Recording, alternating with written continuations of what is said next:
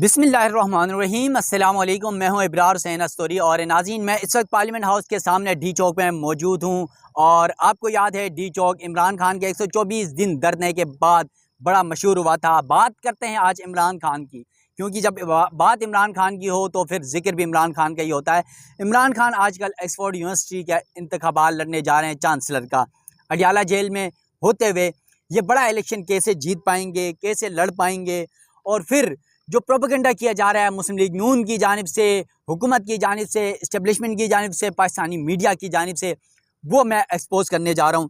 ख़ासतौर पर Oxford university का जो इलेक्शन है चांसलर के हवाले से, वो 28 अक्टूबर को होगा और अभी हतमी फहरिस्त जारी नहीं की गई है। इमरान खान इस वक्त तक फहरिस्त में मौजूद हैं। हतमी फहरिस्त चंद दिन में जारी हो जाएगी और इमरान खान इस वक्त तक, ये कहा जा रहा है ऑक्सफोर्ड यूनिवर्सिटी के हवाले से, जिन सर्वे के मुताबिक इमरान खान सबसे ज़्यादा मजबूत उम्मीदवार के तौर पर सामने आ चुके हैं।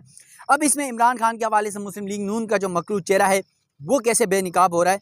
सियासी दुश्मनी में इमरान खान के खिलाफ ऑक्सफोर्ड यूनिवर्सिटी इंतजामिया को ईमेल्स और बेजा इल्ज़ामात पर मबनी ईमेल्स कौन कर रहा है और पूरे मुल्क को बदनाम करने की ये कोशिश मुस्लिम लीग नून की के जो अलाकार हैं वो कैसे कर रहे हैं। इमरान खान की दुश्मनी में पूरे मुल्क को बदनाम किया जा रहा है। सवाल यहाँ भी ये भी उठता है कि इस वक्त की पीडीएम हुकूमत और इस्टेब्लिशमेंट भी क्या इस खेल का हिस्सा है कि इमरान खान को इंटरनेशनली बदनाम किया जाए।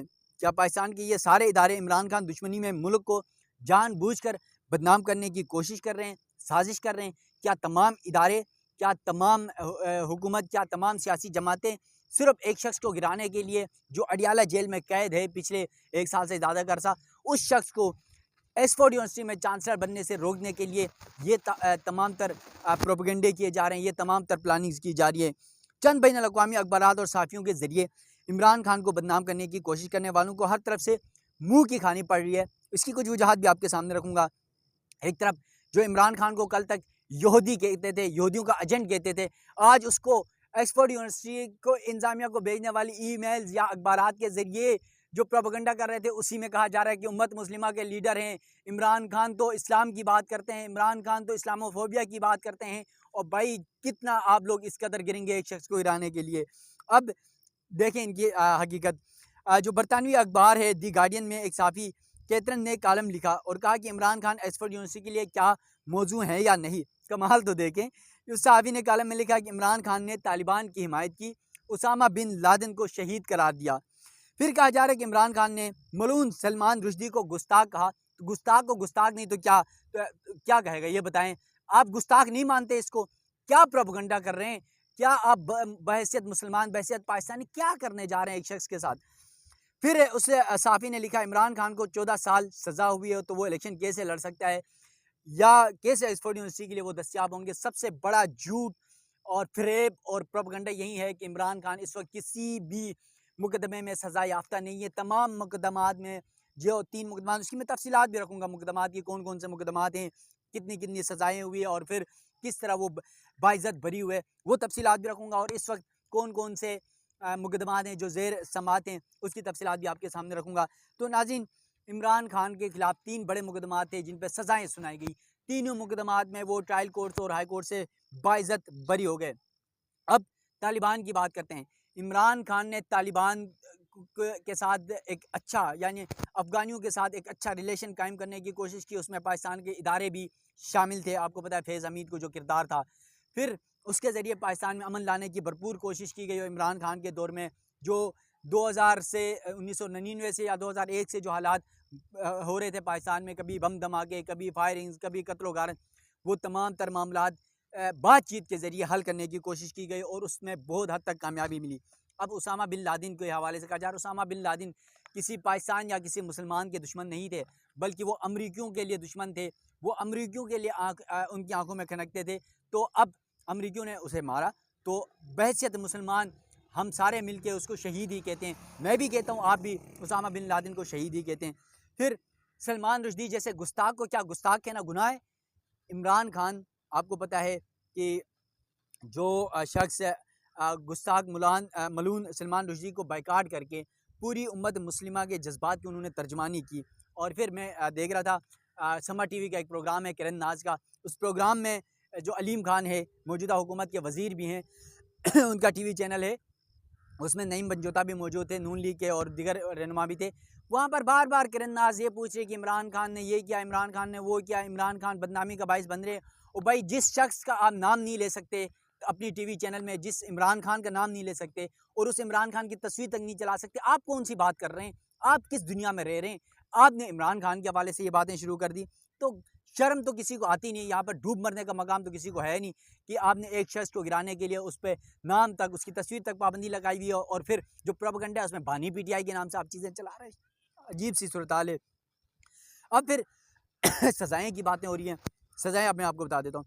इमरान खान की इस वक्त तक जो तमाम सज़ाएँ हैं वो ख़त्म हो चुकी हैं। जो 3 अहम मुकदमात थे जिनमें वो इस वक्त बाइज़्ज़त बरी चुके हैं।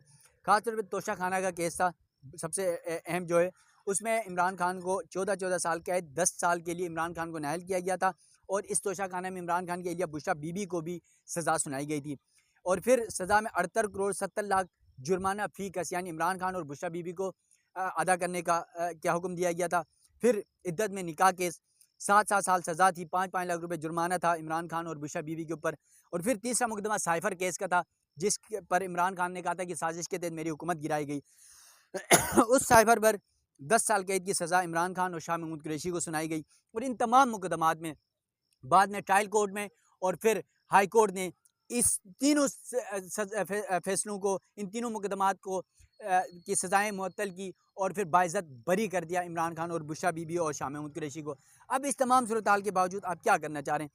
इमरान खान बाइज़्ज़त बरी हुए हैं ट्रायल कोर्ट से, हाई कोर्ट से, और उसके बावजूद आप प्रोपेगेंडा करने जा रहे हैं। और इस वक्त मैं आपको बता दूं कि इमरान खान के खिलाफ तोशा खाना जो 2 है वो ज़ेर समात है, उसका अडियाला जेल में समातें चल रही हैं। फिर 190 मिलियन पाउंड से मुतल्लिक केस है, वो भी अडियाला जेल में ज़ेर समात है, उसकी भी समातें इस वक्त जारी हैं। और फिर 9 मई के वाक़यात से मुतल्लिक मुकदमात जो है वो फ़िलहाल ज़ेर गौर हैं और उस पर भी काम हो रहा है। और इसमें सबसे बड़ी बात यह है कि जो गुज़िश्ता चंद दिन कबल पार्लियामेंट के अंदर वज़ीर कानून आज़म नज़ीर तारड़ ने कहा कि पंजाब हुकूमत देखेगी कि इमरान खान का जो ट्रायल है 9 मई के हवाले से वो मिलिट्री कोर्ट्स में चलेगा या नहीं चलेगा, ये फैसला पंजाब हुकूमत करेगी, यानी मरियम नवाज़ करेगी, नवाज़ शरीफ करेगा। तो इसका मतलब है अगर मरियम नवाज़ और नवाज़ शरीफ अगर इस तरह का कोई ब्लंडर करने जाएंगे तो ये अपने ही पाँव में कुल्हाड़ी मारेंगे। और मुस्तकबिल में अगर माजी उठा के देख लें, डॉन लीग कोई नहीं भूला है, सबको याद है कि डॉन लीग में क्या था।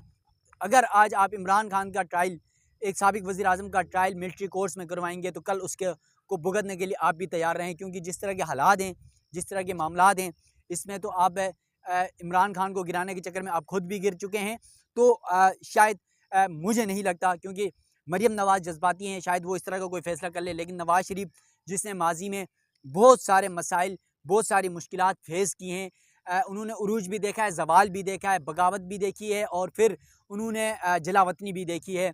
और ये तमाम तर मामलात में किस तरह इस्टेब्लिशमेंट का किरदार होता है, किस तरह जो है सियासी किरदार होते हैं, इन तमाम मामलात को मंजर रखते हुए सबसे बड़ा इम्तहान होगा नवाज़ शरीफ का। सबसे बड़ा जो है जो मामलात होंगे वो नवाज़ शरीफ के ऊपर हैं। अगर इस मामले के ऊपर नवाज़ शरीफ और मरियम नवाज़ ने अगर इस तरह का कोई फ़ैसला कर लिया तो यकीनन वो बहुत बड़ा ब्लंडर करने जाएंगे। तो देखते हैं कि एक तरफ इमरान खान ऑक्सफोर्ड यूनिवर्सिटी के चांसलर का इलेक्शन लड़ने जा रहे हैं और 28 अक्टूबर डेट है। इसमें एक और राज की बात आपको बता दूँ, 25 अक्टूबर को चीफ जस्टिस काजी फाइज साहब रिटायर हो रहे हैं, 28 अक्टूबर को ये इलेक्शन होने जा रहा है। अगर इमरान खान इसमें जीत जाते हैं, काजी फाइज साहब रिटायर हो जाते हैं, तो फिर तो पीटीआई का के जो हालात होंगे, जो सिचुएशन होगी वो देखने के काबिल होगी।